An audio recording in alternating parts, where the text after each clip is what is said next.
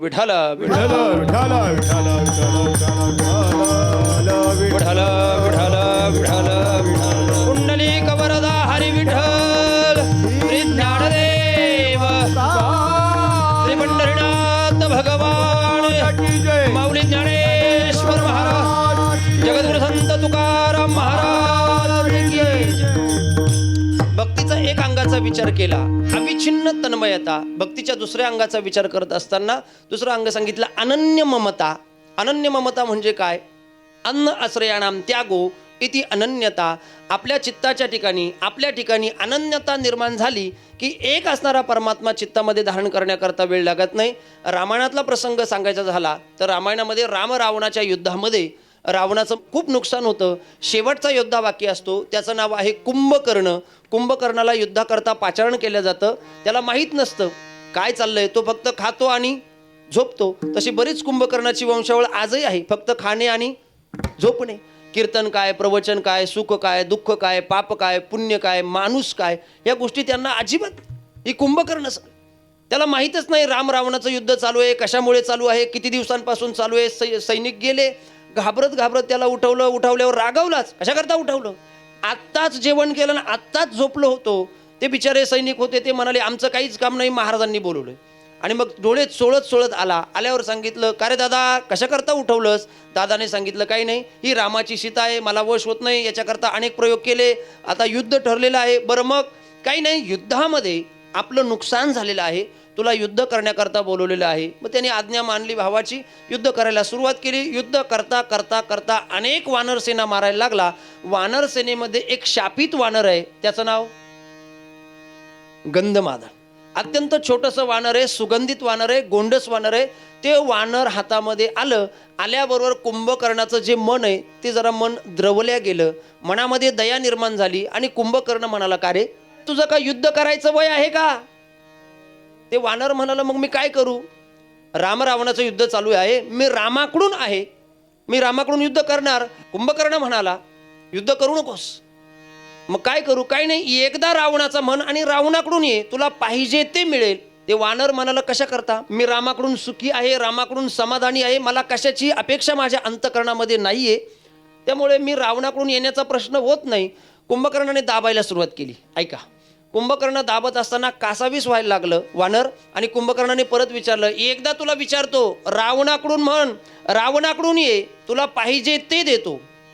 ते वानर म्हणालं खरं सांगू का तुम्हाला, मी रामाकडून खरंच समाधानी आहे, मला कशाच्याही पदाची, प्रतिष्ठेची, मान सन्मानाची अपेक्षा नाहीये. मी थोडं कंसात बोलतो, आपल्याला कळेल का न कळेल मला माहीत नाही, पण माणसाने, दोन पायाच्या माणसाने, ज्याला चालता येतं, बोलता येतं, लिहिता येतं, वाचता येतं, सुख दुःख पाप पुण्य सगळं कळतं, अशा माणसाने, सध्याच्या 2025-26 मधल्या माणसाने छोट्याशा वानराकडून निष्ठा काय असते, अनन्यता काय असते हे शिकावं.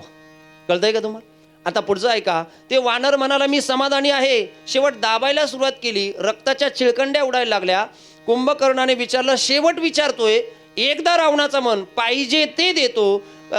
वानराने सांगितलं खरं सांगू का, मी सुद्धा शेवटच तुम्हाला सांगतो, रावणाचा म्हणून जिवंत राहण्यापेक्षा मी रामाचा म्हणून मरण पत्करेल, पण मी रावणाचा म्हणणार नाही. याला अनन्यता म्हणा. विठ्ठल विठ्ठल एकदा अविच्छिन्न तन्मयता आली, एकदा अनन्यता सिद्ध झाली रे झाली, अंतकरण मोकळं झालं आणि चित्त शुद्ध झालं की मग मात्र परमात्म्याला ये म्हणायची गरज नाही, आपोआप येतो आणि चित्तामध्ये साठविल्या जातो अभंगाचं पहिलं. एक धरिला चिती, एक धरिला चिती, एक धरिला चिती, एक धरिला चिती, एक धरिला चिती, एक धरिला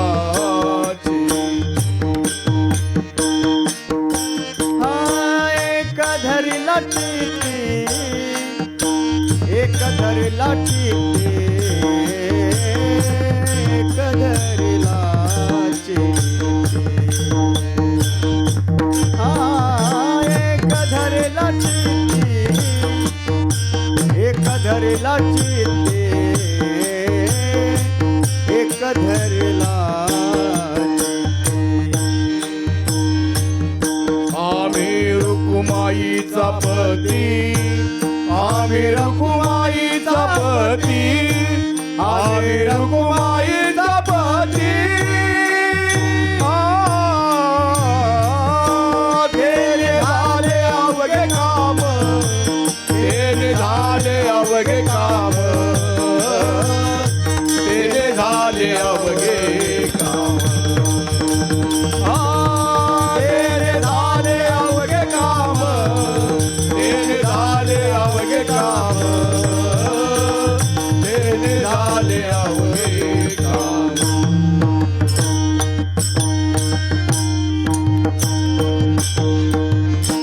एक धरिला चित्ती आम्ही रखुमाईचा पती असा असणारा तो एक परमात्मा आम्ही चित्तामध्ये धारण केला. अभंगातल्या पहिल्या चरणातला पहिला शब्द फार महत्वाचा आहे. एकाबद्दल विचार करत असताना स्वरूपाच्या दृष्टीने की संख्येच्या दृष्टीने हा विचार वेगळा आहे.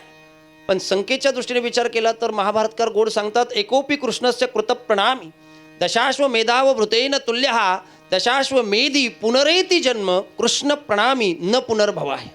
महाभारतकार सांगतात, एक असणाऱ्या कृष्णाला नमस्कार केला, शरणांगती केली तर 10 अश्वमेध यज्ञ केल्याचं पुण्य आपल्याला मिळणार आहे. किती? 10 अश्वमेध. मी अश्वमेध म्हणतोय, आपल्याला अश्वमेध यज्ञ माहीत नसतो. आपल्याला एकच, वदनी कवळ घेता नाम घ्या श्री हरीचे, एवढाच यज्ञ, याच्यापेक्षा वेगळा यज्ञ माहीत नाही. महाभारतकारांना कोणीतरी सांगितलं, मग त्याच्याकरता कृष्णाला नमस्कार करण्याची आवश्यकता वाटत नाही, त्याची शरणागती करण्याची आवश्यकता वाटत नाही. पण महाभारतकार म्हणाले असं करून चालणार नाही. कारण का? दशाश्वमेधी पुनरेती जन्म, 10 अश्वमेध यज्ञ केल्यानंतर जे पुण्य प्राप्त होणार आहे तो पुण्य संचय संपला की मग त्या पुण्याची पावटी पुन्हा मात्र मृत्यू लोकात यावं लागतो, जन्म घ्यावा लागतो, पुन्हा मरावं लागतं. किती वेळा जन्म यावे, नित्य व्हावे फजिती. जेव्हा जेव्हा जन्म ठरला तेव्हा तेव्हा फजिती ठरलेलीच आहे. त्याच्यापेक्षा कृष्ण प्रणामी न पुनर्भवाय, जर तुम्ही कृष्णाला नमस्कार केला, कृष्णाची शरणागती केली तर पुन्हा येणंही नाही आणि पुन्हा जाणंही नाही. सहज कुंटले येणे जाणे असा असणारा तो एक परमात्मा तुकोबाराय म्हणतात आम्ही आमच्या चित्तात धारण नाही. लक्षात आलं?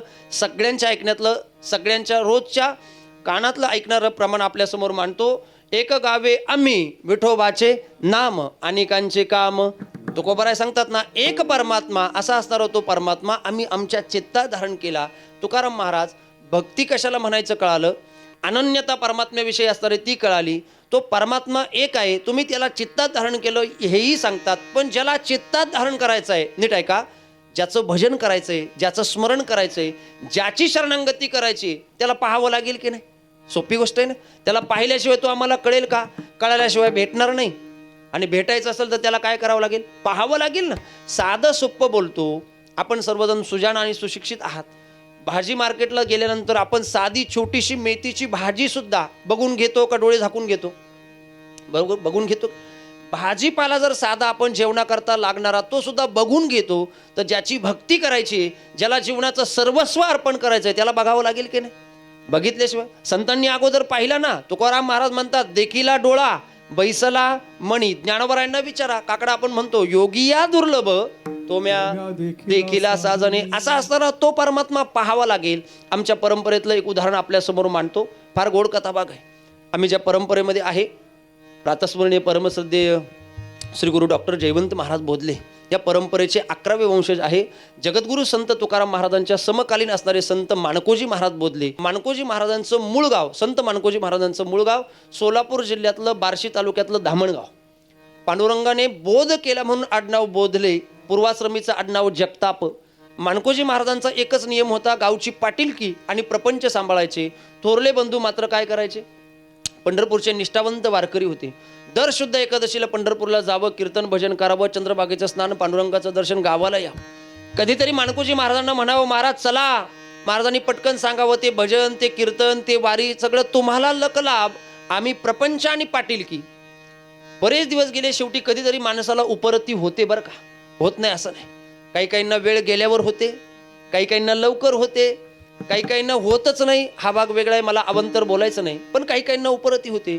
एक दिवसाचा प्रसंग आहे. दोघं जण जेवण केलं, बैठकीत बसले. सहज माणकोजी महाराजांनी शिवाजी महाराजांना म्हणजे थोरल्या बंधूंना विचारलं, दादा दर महिन्याला तुम्ही पंढरपूरला जातात, पंढरपूरला आहे तरी कोण? परमार्थाची सुरुवात इथून आहे बरं का. आमचे गुरुजी नेहमी सांगतात, परमार्थाची सुरुवात इथून आहे. माणकोजी महाराजांनी प्रश्न विचारल्यानंतर शिवाजी महाराजांनी मनात विचार केला, याला जर सरळ सांगितलं पंढरपूरला पांडुरंग आहे, कटेवर हात ठेवून विटेवर उभा आहे, तर याला तेवढं समजणार नाही. मग शिवाजी महाराजांनी फार गमतीने सांगितलं. काय सांगितलं? काही नाही, तू ह्या गावचा कोण आहेस? धामणगावचा कोण आहे? म्हणे पाटील आहे. माणकोजी महाराजांनी सांगितलं मी पाटील आहे. शिवाजी महाराजांनी सांगितलं तू एका गावचा पाटील आहे, तुमच्या सगळ्या पाटलांचा पाटील पंढरपूरला आहे. सगळ्या पाटलांचा पाटील पंढरपूरला आहे म्हटलं की माणकोजी महाराज म्हणाले, पुढच्या शुद्ध एकादशीला मी मात्र येणार. शिवाजी महाराजांना मोठा आनंद झाला. शुद्ध एकादशी दशमी आली, बरोबर दोघंही निघाले, पंढरपुरात पोहोचले. चंद्रभागेचं स्नान झालं, नगराची प्रदक्षिणा सुद्धा झाली. पांडुरंगाच्या राऊळामध्ये दर्शनाला लागणार एवढ्यात मानकोजी महाराजांनी विचारलं, दादा हा काय प्रकार आहे? शिवाजी महाराजांनी सांगितलं, इथल्या पाटलाला भेटायचं असल्यावर दर्शन रांगेतूनच जावं. मानकोजी महाराज म्हणाले, जमत नाही, मी धामणगावचा पाटील आहे, ज्याला भेटायला आलो तो पंढरपूरचा पाटील के, आणि आमच्या पाटीलकीमध्ये नियम आहे. काय नियम आहे? एका गावचा पाटील दुसऱ्या गावच्या पाटलाकडे गेला तर त्या पाटलाने स्वागत करायचं असतं. वाजत गाजत हार तुरे आणखीन फटाकडे वाजवत असं न्यायचं असतं. दादा हा आमच्या पाटीलकीचा नियम आहे. शिवाजी महाराजांनी डोक्याला हात लावला. हा बाबा कुणा करताय बाहेर येत, कुणा करताय स्वागत करत, काय करावं? शेवटी नाविलाज झाला. मानकोजी महाराजांनी सांगितलं, मी मध्ये दर्शन रांगेला लागणार. शिवाजी महाराज म्हणाले, तो तुमच्याकरता बाहेर येणार नाही, तुम्ही त्याच्याकरता मध्ये जाणार नाही. मग काय करावं? काही नाही. शिवाजी महाराज गेले, दर्शन घेतलं, बाहेर आले, आणि मग शिवाजी महाराजांनी सांगितलं, हे बघ, तुम्ही दोघंही एकमेकाकडे येत नाही, तू हट्टाला पेटलास, तू मध्ये जात नाही, तो तर कुणा करता येत नाही, सहजासहजी येतो का तो? बहुत सुकृताची जोडी म्हणून विठ्ठली, परमात्मा सहजासहजी येत नाही. मग मानकोजी महाराज म्हणाले, तो जसा बाहेर येत नाही ना, तसा हा सुद्धा कुणासमोर वाकत झुकणार नाही, वाकणार नाही, कारण का पाटीलकी होती. मग शेवटी शिवाजी महाराजांचा नाविलाज झाला. तू आणि तो बघून घे, मी मात्र गावाला चाललो. शिवाजी महाराज गावाला निघून गेले. 1 दिवस गेला, 2 दिवस गेला. 3ऱ्या दिवशी रात्री मात्र मानकोजी महाराज आहे त्याच ठिकाणी उभे आहे, ध्यानस्थ स्थितीमध्ये आहे. आणि मानकोजी महाराजांची जी स्थिती होती ती अशी होती, निश्चयाचे बळ तुका म्हणे तेची फळ. शेवटी 3ऱ्या दिवशी रात्री विटेवरच्या पाटलाला दया आली. विटेवरच्या पाटलाने म्हणजे पांडुरंगाने आपले कटेवरचे हात खाली घेतले, विटेवरून खाली उतरले, शेजारचा हार घेतला आणि बरोबर मानकोजी महाराज या ठिकाणी समोर उभे होते त्या ठिकाणी गेले. आवाज दिला, धामणगावच्या पाटला, ओ धामणगावच्या पाटला, हा पंढरपूरचा पाटील आपल्या स्वागताकरता उभा आहे, स्वागताकरता मी आलेलो आहे, डोळे उघडा. 2-3 वेळा पांडुरंगाने आवाज दिला. आवाज दिल्याबरोबर मानकोजी महाराजांनी डोळे उघडले.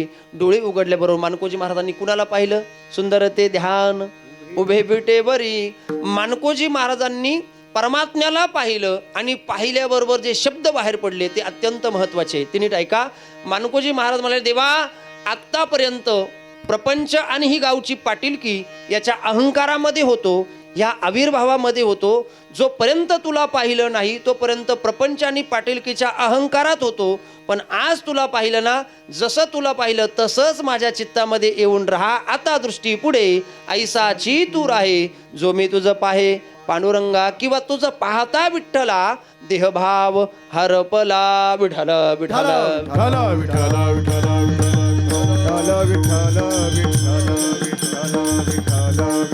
मानकोजी महाराजांनी ज्या पद्धतीने परमात्म्याला पाहिलं, तुकाराम महाराज म्हणतात त्याच पद्धतीने आम्ही त्याला पाहिलं आणि आमच्या चित्तामध्ये धारण केलं. एक धरीला चित्ती आम्ही रखुमाईचा पती. तुकाराम महाराज त्याची चित्तामध्ये तुम्ही धारण केलं, त्याचं भजन केलं, त्याचं नामस्मरण केलं किंवा त्याची शरणंगती तुम्ही केली असं सांगतात. त्याचा काय परिणाम झाला? झालेला परिणाम अभंगाचं 2रं चरण. तेने झाले अवघे काम, तेने झाले अवघे काम, तेने झाले अवघे काम, तेने झाले अवघे काम, निवारिला भवभ्रम, निवारिला निवारिला भवभ्रम, निवारिला भवभ्रम, तेने झाले अवघे काम, तेने झाले अवघे काम.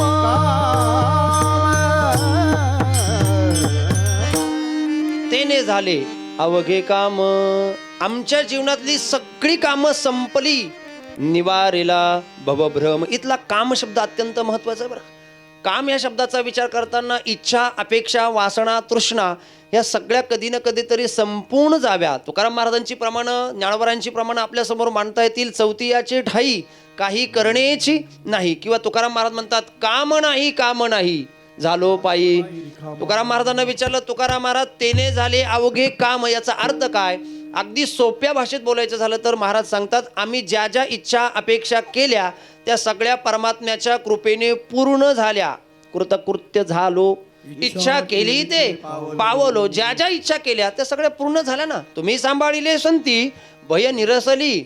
ज्ञानोबरांना विचारा, ज्ञानेश्वर महाराज ते सांगतात, तरी परमात्मा ऐसे जे एक वस्तू असे ते जया दिसे ज्ञानास्तव. परमात्म्याची यथार्थ रूपाने भेट झाली, प्राप्ती झाली की मग मात्र दुसरं काही मिळवायचं शिल्लक राहत नाही. काही प्राप्त करायचं शिल्लक राहतं का? अगदी सोपं बोलतो, देव भेटल्यावर काही मिळवायचं राहील शिल्लक? एरझार संपून जाते, काहीच नाही. देव प्राप्त झाल्यानंतर नवीन मिळवायचं काही शिल्लक राहत नाही, प्राप्त करायचं शिल्लक राहत नाही, कामं संपून जातात. माहितीतला प्रसंग आपल्यासमोर मांडायचा झाला तर सुरदास महाराजांना डोळे नसतात, बरोबर आहे?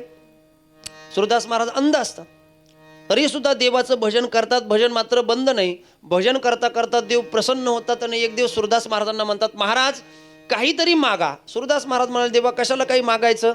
तुझं भजन करतोय, तुझ्या कृपेने अत्यंत व्यवस्थित राहतोय, सुखात आहे, समाधानात आहे, काहीच गरज नाही आणि कशाची आवश्यकता नाही. तरी सुद्धा देव म्हणाले, काहीतरी मागा, काहीतरी मागा. सुरदास महाराज ऐकायला तयार नाही. देवाने स्वतःहून सांगितलं, काही नाही, तुम्हाला डोळे नाही, मी तुम्हाला डोळे देतो. सुरदास महाराजांनी जे उत्तर दिले ते गोडे. सुरदास महाराज म्हणाले, देवा तू दिलेले डोळे मला अजिबात नकोय. मला चर्मदृष्टीचे डोळे नसले तरी सुद्धा मी ज्ञानदृष्टीने, अंतकरणातल्या दृष्टीने तुला पाहतो, त्यामुळे मला डोळ्यांची अपेक्षा.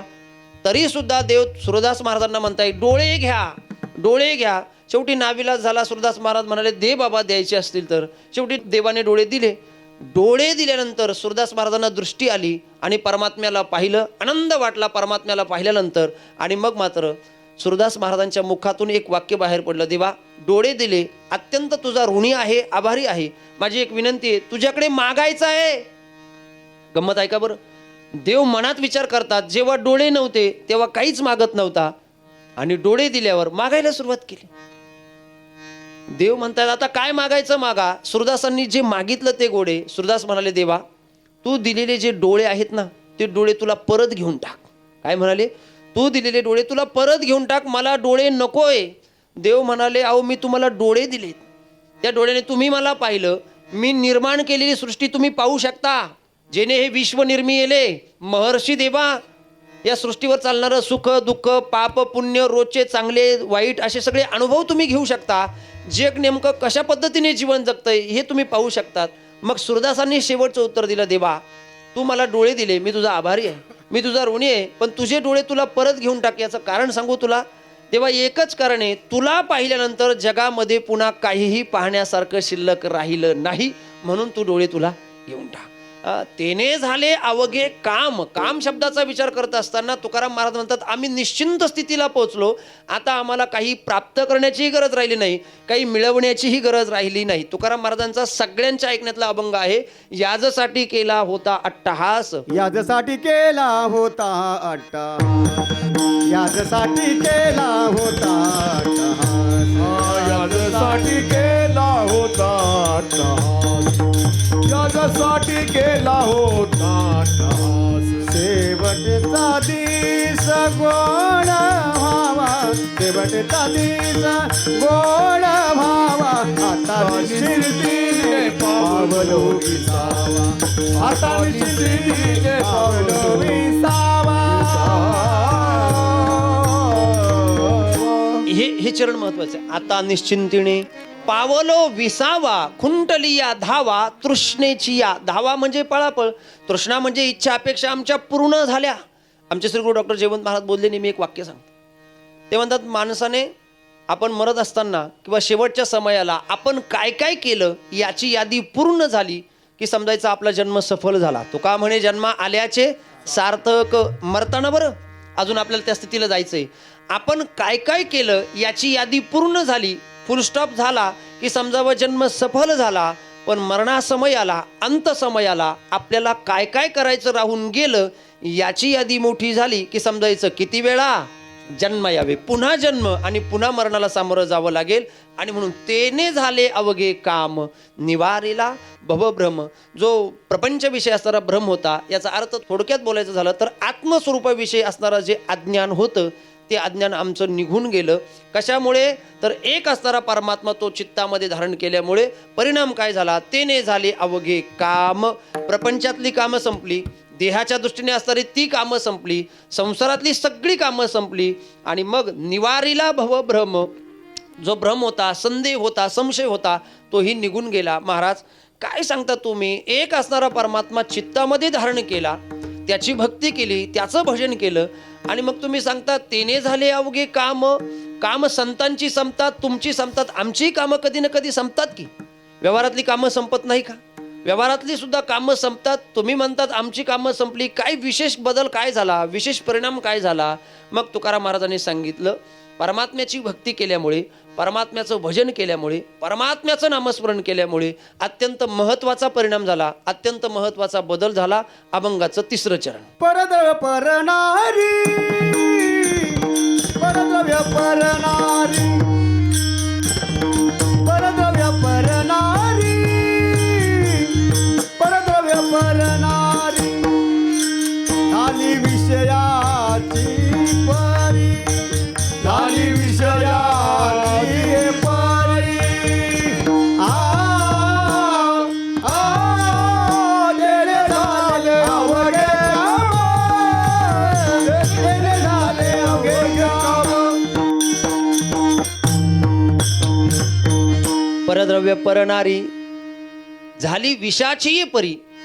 विषाचे याचा अर्थ त्यागाची भावना निर्माण झाली, विरक्तीची भावना निर्माण झाली. मी प्रस्तावनेमध्ये बोललो होतो 3रं चरण वैराग्याची भूमिका व्यक्त करतं ना, विरक्तीची त्यागाची भूमिका व्यक्त करतं. वैराग्य म्हणजे काय? विचारसागराने आम्हाला सांगितलं, इहलोकापासून ब्रह्मलोकापर्यंत अनुकूल मानलेल्या भोगाच्या त्यागाच्या इच्छेस वैराग्य म्हणा. विचारसागरातली व्याख्या नाही कळली तर अगदी समोर सांगतो, समोर असणारा भोग जो आहे त्या भोगाचा त्याग होणं, याला खऱ्या अर्थाने काय म्हणा? वैराग्य म्हणा, विरक्ती म्हणा. आता पुढे बोलायचं झालं परनारी. परनारीबद्दल बोलत असताना तुकोबारायांचं चरित्र आपल्याला सांगितलं जातं. तुकाराम महाराजांचं भजन त्या काळामध्येही सण होत नव्हतं, आजही भजन बऱ्याच जणांना सण होत. आता आजचं जास्त बोलत नाही मी, बरोबर आहे का नाही? तुकाराम महाराजांच्या भजनात विक्षेप यावा याच्याकरता एका आबलेला पाठवलं जातं. तुकाराम महाराज तिला काय सांगतात? जाई व तो माये न करी सायास, आम्ही विष्णुदास तैसे नवो. किंवा परद्रव्य परनारी, झाली विषयाची परी. मी तुम्हाला भागवतातला प्रसंग सांगतो. परनारीबद्दल विचार करत असताना कशी भावना अंतकरणात, विरक्तीची भावना कशी असावी याच्याबद्दल बोलताना काय होतं? शुकाचार्य महाराज तपश्चर्याला बसतात, साधनेला बसतात. आणि शुकाचार्य महाराज तपश्चर्याला बसल्यानंतर, साधनेला बसल्यानंतर बऱ्याच दिवस ती साधना चालते, तपश्चर्या चालते. ही बातमी स्वर्गातल्या इंद्राला कळते. त्याला कळल्यानंतर देवादिदेव देवेंद्र म्हणा, इंद्र म्हणा, त्याला भीती वाटते. का भीती वाटते? मृत्यू लोकामध्ये कोणी यज्ञाला बसलं, तपश्चर्याला बसलं, साधनेला बसलं की त्याला भीती का वाटते? त्याचं कारण आहे, जर यांची साधना पूर्ण झाली, यांचा यज्ञ पूर्ण झाला तर आपल्या खुर्चीला काय आहे? भीती आहे. आपल्या खुर्चीला धोका निर्माण होईल याच्याकरता यांच्या साधनेमध्ये, यांच्या यज्ञामध्ये, यांच्या तपश्चर्येमध्ये कसं विघ्न आणता येईल? मग इंद्राने वरून एका रंभेला पाठवलं. रंभा आली. आल्याबरोबर शुकाचार्य महाराज स्वतःच्या स्वरूपाच्या चिंतनामध्ये मग्न आहेत, आत्मचिंतनामध्ये मग्न आहेत, ध्यानस्थ स्थितीमध्ये आहे. ती रंभा आली आणि आजूबाजूला थोडं नाचायला लागली, मनोरंजन करायला. मनोरंजन करता करता तिच्या लक्षात असं आलं, मी वैराग्य सांगतोय परनारीबद्दल, तिच्या लक्षात असं आलं हे फार ध्यानस्थ स्थितीमध्ये आहे, समाधिस्थ स्थितीमध्ये आहे, यांना मात्र आता जागं केलं पाहिजे. मनोरंजन करता करता मात्र तिने शुकाचार्यांच्या हाताला स्पर्श केला. आता ऐका, स्पर्श केल्यावर शुकाचार्यांची समाधी तपसाधना थोडी भंग पावली. डोळ्यांनी बाहेर पाहिलं तर एक रंभा दिसते. महाराजांनी विचारलं, कोण तू? काही नाही, स्वर्गातून आले. काय काम आहे? काही नाही. तुम्ही काय करताय? काही नाही, साधना करतोय, तपश्चर्या करतोय, भजन देवाचं करतोय. ती म्हणाली, तुमचं का वय आहे का? परत आला का तोच मुद्दा, तुमचं का वय आहे का? अहो तरुण आहात, तेजपुंज आहात आणि तुम्ही भजन करता, तपश्चर्या करता, हे काय वय आहे का? शुकाचार्याने विचारलं, मग काय करू? ऐका बरं. तिने सांगितलं, काही नाही, मी तुमच्यावर आसक्त आहे, माझ्याशी प्रपंच करा. तारुण्यामध्ये आहात, तारुण्य वायाला घालू नका, साधना करू नका, मी तुमच्यावर आसक्त आहे, प्रपंच करा. शुकाचार्य महाराज म्हणाले, बाई तुझ्या चरणाशी मी नतमस्तक होतो, पण तू जरी स्वर्गातून आली असली पण मला त्या गोष्टीची गरज वाटत नाही. मी प्रपंच तुझ्याशी करण्याला तयार होणार नाही. तू कितीही माझ्यावर आसक्त असली पण तुझ्या शरीराबरोबर मला रिवाज करायला लावते, आसक्ती करायला लावते. तू आसक्त जरी असली तरी सुद्धा मी तुझ्याबरोबर प्रपंच करणार नाही. का? कारण तुझं शरीर कसं आहे? नाशिवंत देह. या शरीराचा विचार करताना शरीर जेवढं वरून चांगलं दिसतं तेवढं आतून चांगलं आहे का? रक्त, रेत, दुर्गंधी सगळ्यांनी युक्त असणारं शरीर आहे, घाणेरडं शरीर आहे. या शरीराचं काय तुम्हाला वर्णन सांगतेस? काय तुझ्याशी रिवाज करायचा, काय तुझ्याशी संसार करायचा? अजिबात नाही, मी ध्यानामध्ये बघ नाही. आता ती जी बोलते ती ऐका. ती म्हणाले, महाराज तुम्ही ज्या शरीराचं वर्णन करताय ते शरीर मृत्यू लोकातलं आहे. शरीर कुठलं आहे ते? ते मृत्यू लोकातलं नासकं शरीर आहे. हाडा मांसाचं रक्ताचं शरीर मृत्यू लोकातलं आहे. माझ्या शरीराचा विचार करायचा असेल तर स्वर्गातलं शरीर आहे. तुम्हाला विश्वास पटत नसेल तर पोट विदीर्ण केलं, सुगंधी द्रव्य बाहेर पडले, अत्यंत सुंदर असणारं शरीर, दिव्य असणारं शरीर दिसलं. आणि मग तिने सगळं शुकाचार्य महाराजांना दाखवलं. बघा, म्हणून सांगते तुमच्या नाशिवंत मृत्यू लोकातल्या शरीरापेक्षा अत्यंत श्रेष्ठ शरीर आहे. म्हणून माझ्याशी रिवाज करा, म्हणून प्रपंच करा. सांगते तुमच्यावर मोहित आहे. तारुण्य वायाला घालू नका. शुकाचार्याने दिलेलं उत्तर अत्यंत गोड आहे, अत्यंत महत्वाचं उत्तर आहे. शुकाचार्य म्हणाले, आई, इथून सुरुवात केली बरं. आई, हे जर अगोदर मला माहीत असतं तुझं शरीर एवढं चांगलं आहे, एवढं गोमटं आहे, या शरीरामध्ये एवढे सुगंधी द्रव्य आहेत, हे जर अगोदर मला माहीत असतं तर मृत्यू लोकातल्या माझ्या आईच्या नासक्या हाडामासाच्या शरीरामध्ये राहण्यापेक्षा मी तुझ्याच शरीराची निवड केली असते. परद्रव्य, परनारी झाली विषाची ये परी. आता मात्र त्यागाची भावना अंतकरणामध्ये निर्माण झाली. आता कुठल्याही पद्धतीने काही अंतकरणात अपेक्षा राहिली नाही. मग महाराज, एवढे सगळे चांगले परिणाम होण्याकरता, एवढे सगळे चांगले परिणाम तुमच्या जीवनामध्ये झाले, मग त्या परमात्म्याच्या प्राप्ती करता काही द्यावं घ्यावं लागतं का? काही व्यवहार करावा लागतो का? काही तडजोड करावी लागते का? तुकाराम महाराज म्हणाले, काही द्यावंही लागत नाही आणि काही घ्यावंही लागत नाही. देववाला फक्त शुद्ध भाव लागतो. ऐका महिमा आवडीची, बोरे खाय बिल्लणीची, थोर प्रेमाचा भुकेला, हाची दुष्काळ तयाला. आणि म्हणून एवढे सगळे चांगले परिणाम जर झाले असतील तर त्या देवाच्या प्राप्तीकरता काही द्यावं घ्यावं लागतं का? तुकाराम महाराज म्हणाले, काहीच द्यावं लागत नाही, काही घ्यावं लागत नाही. अभंगाचं शेवटचं चरण. तुका म्हणे फार, तुका म्हणे फार, तुका म्हणे फार, तुका म्हणे फार, तुका म्हणे फार, तुका म्हणे फार, तुका म्हणे फार, तुका म्हणे फार.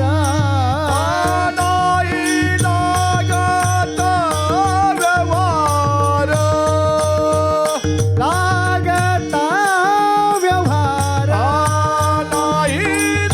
लागता व्यवहार, नाही लागत व्यवहार, नाही लागता व्यवहार. तेने झाले अवघे काम, तेने झाले अवघे काम, तेने झाले अवघे काम.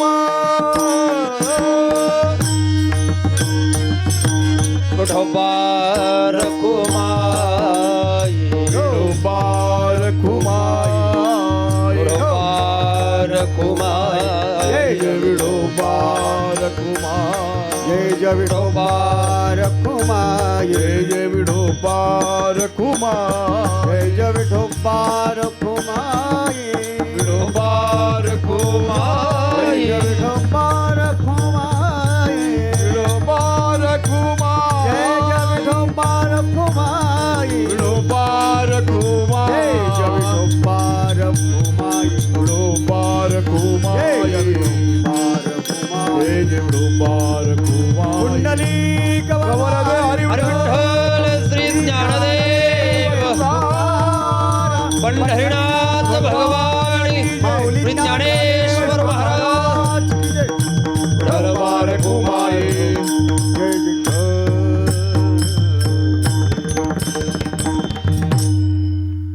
एक धरिला चित्ती आम्ही रकुमाईचा पती, तेने झाले अवघे काम निवारेला भवभ्रम. शेवटच्या चरणाचा विचार करताना तुकाराम महाराज सांगतात, देवाच्या प्राप्ती करण्याकरता काही आवश्यकता लागत नाही, व्यवहार लागत नाही. आणि मी थोडंसं पुढं बोलतो, देवाच्या प्राप्तीकरता देवाने फार मोठी संधी आपल्याला सगळ्यांना दिलेली आहे. मनुष्य जन्म मिळाला याचा अर्थ फार मोठी संधी आहे, बरोबर आहे की नाही? म्हणून तर तुकाराम महाराजांचं प्रमाणे बरवी ही वेळ सापडली संधी, साह्य झाली बुद्धी संचिताची.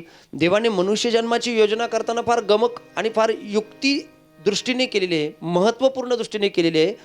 प्राण्यांचा विचार करायचा झाला तर अधिकार दिला पण ज्ञान दिलं नाही.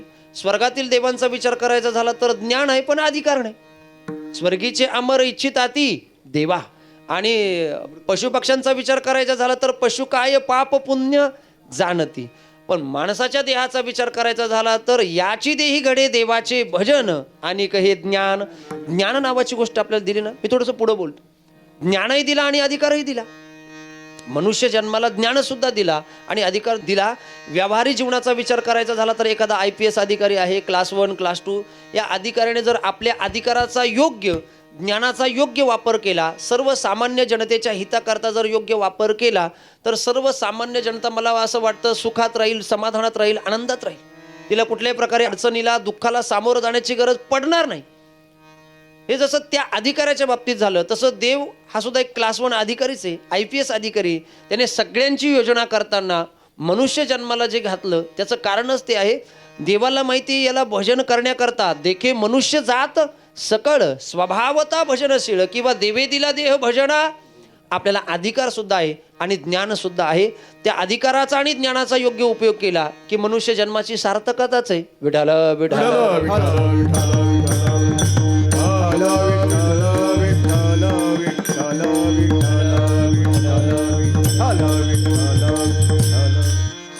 अधिकाराचा आणि ज्ञानाचा विचार करताना एक दृष्टांत सांगतो, फार गमतीचा दृष्टांत आहे. काही नाही, एका जंगलामध्ये एक सिंह असा फिरत असतो. जंगलामध्ये सिंह फिरतो आणि दुपारची वेळ होते, शिकारीची वेळ होते. शिकार करण्याकरता म्हणून जावं असा त्याच्या मनात विचार येतो. फिरता फिरता त्याला एक छोटंसं कोल्याचं पिल्लू दिसतं. ऐका बरं, छोटंसं कोल्याचं पिल्लू असतं आणि ते कोल्याचं पिल्लू पाहिल्यानंतर सिंह जवळ जातो. कोल्याचं पिल्लू बिचारा घाबरतं आणि असं दडून बसतं. दडून बसल्यानंतर सिंह जवळ जातो. जवळ गेल्यानंतर ते कोल्याचं पिल्लू घाबरतं. सिंह विचार करतो याला का मारायचं. दया येते अंतकरणात, सिंह माघारी जातो. बराच अंतर चालून माघारी गेल्यानंतर सिंह मनात विचार करतो याला मी जरी नाही मारलं तरी दुसरं कोणी मारल्याशिवाय राहणार नाही. पुन्हा सिंह माघारी येतो. त्या छोट्याशा कोल्ह्याच्या पिल्लाला आपल्या तोंडामध्ये घेतो आणि आपल्या घरी आणतो. आता सिंहाचं घर कोणतं? गुहा. घरी आणल्याबरोबर सिंहाला परिवार असतो, एक बायको 2 मुलं असा सगळा परिवार असतो. आणि मग त्या परिवाराकडे म्हणजे एक सिंहणी असते, 2 बछडे असतात. मध्ये गुहेत गेल्यानंतर सिंहणीला सांगतो हे बघ एक काम कर, हे जशा दोघांना सांभाळते ना, ही जशी 2 मुलं आपली आहेत तसा हा 3रा मुलगा सुद्धा आपलाच आहे. सिंहणी पती वार्ता नव्हती, ती कोण होती? पतिव्रता होती. पतीची या मता अनुसरून या कीर्तनकार घरी गेल्यानंतर जर भजनीतल्या कोणीतरी सांगितलं कीर्तनकार महाराज आले चहा ठेवा, गपचूप चहा आला तर समजायचं पतीची या मता. आणि जर भांडे वाजायला लागले तर समजायचं पती वार्ता. तुम्हाला काय समजतंय? संपला आपला विषय, बरोबर आहे कडे. ती सिंहणी म्हणाली काहीच काळजी करू नका, जसं ह्या दोघांना सांभाळते तसं या 3ऱ्याला मी सांभाळणार, तुम्ही काळजी करू नका. सिंहाला बरं वाटलं आणि मग तिघांचा सांभाळ व्हायला लागला. लहानची मोठं हळूहळू व्हायला लागली. लहानची मोठं होता होता गुहेभोवती खेळायला लागली. खेळता खेळता आणखीन मोठी झाली. जंगलामध्ये फिरायला लागली. जंगलामध्ये फिरता फिरता फिरता आणखीन मोठी झाली. एक दिवसाचा प्रसंग आहे. 3 जण सोबतच राहायची, सोबत खेळायची, सोबत उड्या मारायची. 3 जण भाऊच ना, कारण आईवडिलांनी संस्कार तसे केले होते. कोल्हा वेगळा आणि 2 बछडे वेगळे असं नाही. भाऊ या अंतकरणाने राहायला लागले, या नात्याने राहायला लागले. एक दिवस जंगलामध्ये गेले, हत्ती दिसला. सिंहाच्या बछड्याला सांगावं लागेल का? सिंहाच्या 2ही बछड्यांनी विचार केला हत्तीची शिकार करायची म्हटलं की हे कोल्याने ऐकलं. कोल्याचं पिल्लू घाबरलं आणि गुहेत येऊन पळालं, गुहेत येऊन बसलं. मग 2 सिंहाची बछडे राहिले. त्यांनी मनात विचार केला अरे आपल्यातला 1 जण कमी झाला, आता आपल्याला हत्तीची शिकार करता येणार. आत्मविश्वास कमी झाला ना. 3 जण होते, ताकद भरपूर होती, हत्ती आवरला असता किंवा हत्तीची शिकार झाली असती. पण 1 जण पळाल्यामुळे 2 जण नाराज झाले. आता नीट ऐका. आणि घरी आले. घरी म्हणजे कुठे आले? गुहेमध्ये आले. गुहेमध्ये आल्यानंतर त्यांची आई बसलेली होती. ते कोल्ह्याचं पिल्लू एका कोपऱ्यात बसलेलं होतं. आईला आल्या आल्या सिंहाची बछडे सांगायला लागले आई ऐका बर, आज जंगलात फिरायला गेलो होतो, तिघही सोबत होतो. बरं मग काही नाही, हत्ती दिसला आणि हत्ती दिसल्याबरोबर आम्ही शिकार करायचं ठरवलं आई. मग काही नाही, आमच्यातला एक जण पळपुटा निघाला. काय निघाला? एक जण घाबरगुंडा निघाला, घाबरला आणि तो पळून आला. हे शब्द कुणी ऐकले? कोल्याने ऐकले ना आईने ऐकले. हे शब्द ऐकल्याबरोबर कोल्ह जे शांत बसलं होतं ते बोलायला लागलं, तुम्ही पळपुटा कुणाला म्हणता? घाबरला असं कुणाला म्हणता? माझं सामर्थ्य, माझी शक्ती योग्य वेळ आल्यावर तुम्हाला दाखवल्याशिवाय राहणार. कुणाला पळपुटा म्हणतात? माझ्यात ताकद आहे, माझ्यात शक्ती आहे, माझ्यात सामर्थ्य आहे. आता नीट ऐका, सिंहनी जे बोलते ते मला तुमच्यासमोर मांडायचे. सिंहनीने बोलायला सुरुवात केली. काय म्हणते सिंहनी? शूरोसी कृतविद्योसी दर्शनी युवसी पुत्रक तस्मिन कुले तुम उत्पन्नो गजतंत्र न हन्यते. अधिकार आणि ज्ञान या पदावर मला बोलायचंय. ऐका, सिंहनी म्हणाली, कोल्याचं वर्णन करायला लागली. बरं सिंहनी म्हणाली, कोल्या तू कसा आहेस तुला सांगू. तू शूरवीर आहेस, विद्यासंपन्न आहेस, शूरोसी कृत विद्योसी दर्शनी युवसी पुत्रक, तू दिसायला सुंदर आहेस, तारुण्यामध्ये सुद्धा आहेस. आता एवढं सगळं चांगलं वर्णन केलं, पण पुढचं ऐका ना. तस्मिन कुले तुम उत्पन्नो, तू ज्या कुळामध्ये उत्पन्न झालास, जन्माला आलास, त्या कुळामध्ये गजतंत्र न हन्यते, हत्तीला मारण्याचं सामर्थ्य नाही. सिंहनी पुढे जे बोलते ते फार महत्वाचं आहे. सिंहनी म्हणाली, कोल्या हत्तीची शिकार करायची असेल, हत्तीला मारायचं असेल तर त्याच्याकरता सिंहाच्याच कुळात जन्माला यावं लागेल. तसं देवाची प्राप्ती करायची असेल तर मनुष्याच्याच जन्माला यावं लागेल. विठाला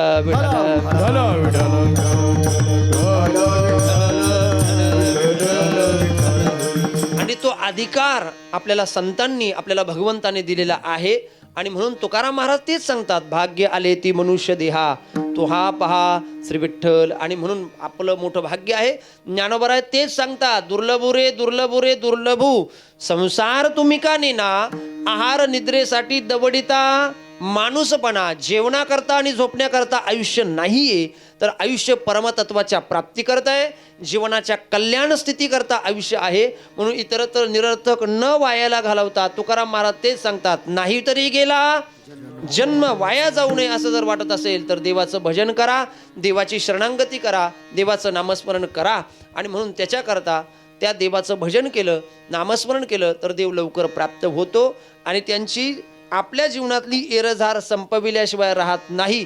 त्यांची सरली एरझार झाला सफल व्यापार. मानवी जीवनाचा व्यापार सफल करायचा असेल तर मग मात्र देव चित्तामध्ये धारण करावं लागेल, त्याची भक्ती करावी लागेल. का भक्ती करायची, का भक्ती करायची याचं कारण एकाच वाक्यात, अजून एकाच वाक्यात सांगायचं झालं, अगदी थोडक्यात सांगायचं झालं, जीवन जगताना आपल्या आजूबाजूला नातेवाईक, सगळे सोयरे, पाहुणे, सगळे जे आहेत ते कसे सांगितले संतांनी? माता पिता बंधू भगिनी, कोणी न पवती निर्वाणी, इष्ट मित्र स्वजन सखे, हे तो सुखाची मांडण. जोपर्यंत आहे तोपर्यंत सांगितले ना, हे सगळे शरीर संबंधाचे सांगितले. पण यांच्यापैकी आपल्या अंतसमयाला कुणीही एक येत. म्हणून तर तुकाराम महाराज आपल्याला म्हणतात, ऐसी या चोरांचा कैसा हा विश्वास.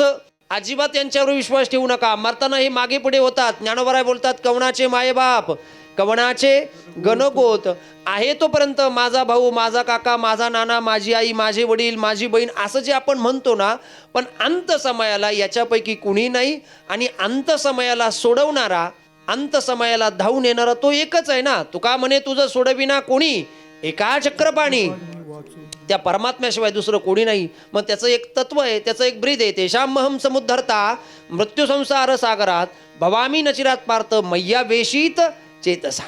किंवा मग शरण कसं जायचं? अनन्यास चिंतयन्तो माम ये जनाः पर्युपासते तेषां नित्याभियुक्तानां योगक्षेमं वहाम्यम. किंवा आणखीन गीता सांगते आम्हाला, सततम कीर्तयन्तो माम यतन्तश्च दृढव्रतः नमशन्तश्च माम भक्त्या नित्ययुक्ता उपासते. अनन्य भावनेने त्याची शरणागती करा, त्याची उपासना करा, त्याची भक्ती करा. आपल्या सुद्धा जीवनातली कामं संपल्याशिवाय राहणार नाही. तुकाराम महाराजांनी जसं परमात्म्याला आपल्या चित्तात धारण केलं, त्यांची कामं संपली, तसं आपली सुद्धा कामं एक दिवस संपवावी. त्याचबरोबर तुकाराम महाराजांच्या अंतकणाची जी स्थिती झाली, कोणती? परद्रव्य, परनारी यांच्याबद्दल जी विरक्तीची भावना अंतकणात तयार झाली, एक ना एक दिवस परमार्थाच्या मार्गावर वाटचाल करताना आपली सुद्धा अंतकणाची स्थिती हीच व्हावी.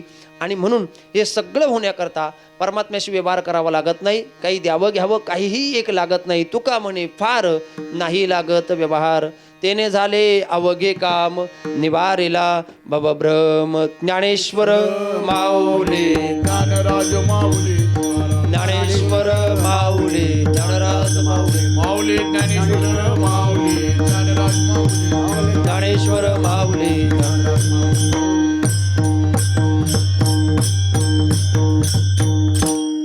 विठ्ठल जय जय विठ्ठल जय जय विठ्ठल जय जय विठ्ठल जय जय विठ्ठल जय जय विठ्ठल विठ्ठल जय जय